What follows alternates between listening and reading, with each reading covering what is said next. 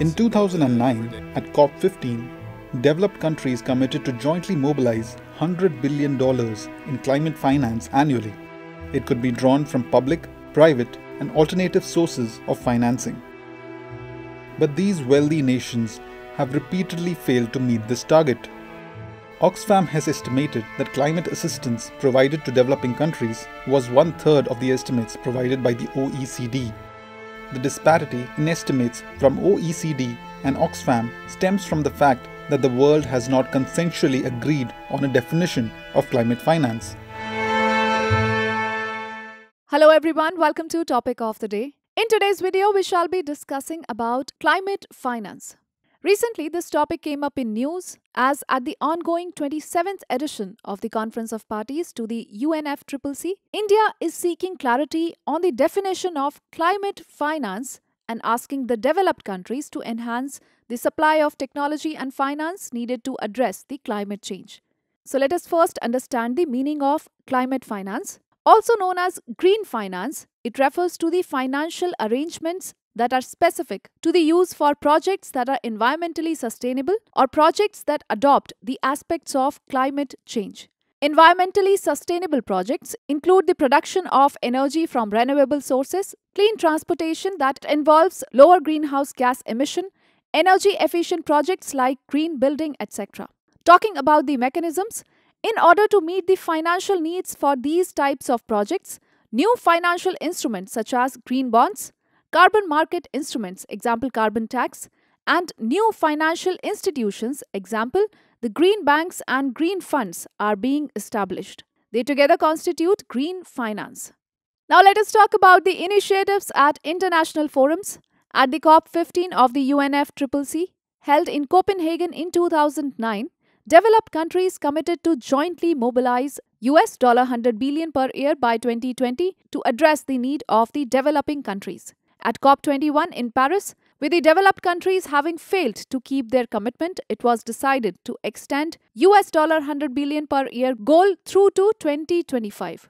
Now, in the final decisions at COP26 at Glasgow, it was agreed that prior to 2025, the Conference of Parties shall set a new collective quantified goal from the floor of $100 billion per year. Moreover, the Green Climate Fund is a fund established in 2010 within the framework of the UNFCCC to assist developing countries in adaptation and mitigation practices to counter climate change. The GCF is based in Incheon, South Korea. Further on in September 2022, Barbados's Prime Minister Mia Mottley launched the Bridgetown Agenda to overhaul the financial system to address climate change. Now let us talk about some of the initiatives in India.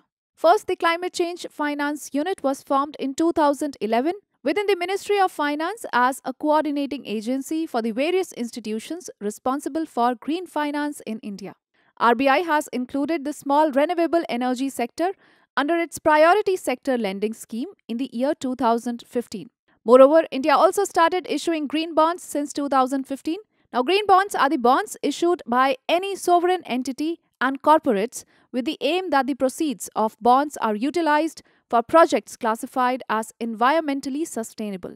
Now, in October 2022, a committee of experts on sustainable finance, chaired by C.K. Mishra, submitted its report suggesting ways to support development of innovative financial products in the area of green and sustainable finance. Now, let us talk about issues with climate finance. Climate finance or green money remains a critical bottleneck for India in its journey towards net zero 2070. It has been estimated that India will need $15 trillion to finance its net zero journey. Now, according to an RBI bulletin from January 2021, green finance in India is still at the nascent stage. Green bonds constituted only 0.7% of all the bonds issued in India since 2018. Currently, there are several issues with respect to the definition of climate finance and with respect to transparency of the estimates and the progress made. Moreover, India has always maintained that climate finance should be new and additional with respect to the overseas development assistance, as well as predominantly as grants and not loans, as well as balanced between mitigation and adaptation.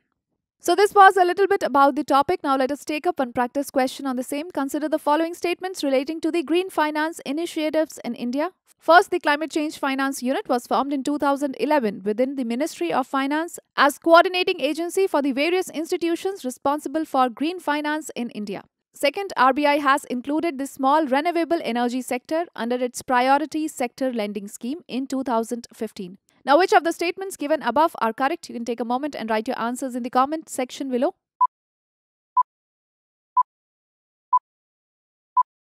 So, as we know, both of the statements are correct with respect to green finance. Therefore, the correct answer is option C, that is both 1 and 2. And with this, we call it a wrap of today's edition of Topic of the Day. I hope you liked the video. You can also check out the Daily Current Affairs section on our website for further details. And for more such videos, do stay tuned to the next IAS YouTube channel.